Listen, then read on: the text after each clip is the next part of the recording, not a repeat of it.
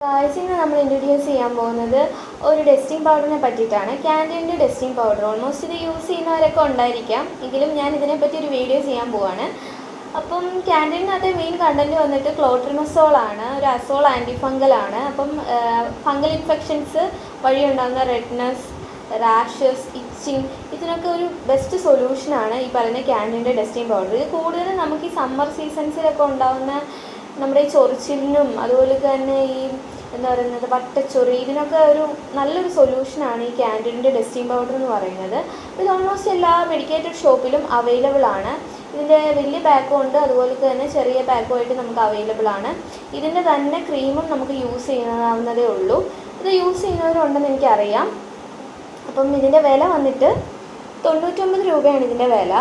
അത്യാവശ്യം നല്ല നമുക്ക് വാങ്ങിക്കാൻ പറ്റുന്ന രീതിയിലുള്ള വില തന്നെയാണ് അല്ലേ.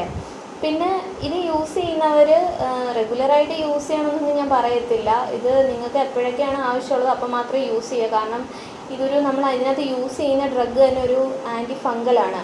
അപ്പോൾ നമ്മൾ ഫംഗൽ ക്രീംസൊക്കെ ഓവറായിട്ട് യൂസ് ചെയ്ത് കഴിഞ്ഞാൽ മൈക്രോബിയൽ റെസിസ്റ്റൻസ് ഉണ്ടാകും. അപ്പോൾ നമുക്ക് എന്നാണോ നമുക്ക് ഇത് സ്റ്റാർട്ട് ചെയ്യുന്ന ചൊറിച്ചിൽ, അപ്പോൾ ഉപയോഗിച്ചിട്ട് എന്ന് നമ്മുടെ ചൊറിച്ചിൽ തീരുന്നു അതുവരെ നമ്മൾ ഉപയോഗിക്കുക.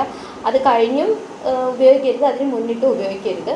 ഒരു ഡ്യൂറേഷൻ വേണം നിങ്ങൾ ഉപയോഗിക്കുന്നതിന്. അത് മാത്രമേ ഉള്ളൂ ഈ ഫംഗൽ ക്രീംസ് ഉപയോഗിക്കുമ്പോൾ നമ്മൾ ശ്രദ്ധിക്കേണ്ട ഒരു പ്രിക്കോഷൻസ്. അപ്പോൾ നിങ്ങൾക്ക് എല്ലാവർക്കും ഇതിനെപ്പറ്റി ഞാൻ എക്സ്പ്ലെയിൻ ചെയ്ത് മനസ്സിലായെന്ന് വിചാരിക്കുന്നു. എന്തെങ്കിലും ഡൗട്ട് ഉണ്ടെങ്കിൽ എൻ്റെ കമൻറ്റ് ബോക്സിലോട്ട് ചോദിച്ചാൽ മതി, ഞങ്ങൾക്ക് ക്ലിയർ ചെയ്ത് തന്നേക്കാം. അപ്പം എല്ലാവർക്കും ഈ ഒരു വീഡിയോ യൂസ്ഫുൾ ആവുമെന്ന് വിചാരിക്കുന്നു. അടുത്തൊരു കണ്ടൻറ്റുമായിട്ട് വരാം. അതുവരെയും ബായ്.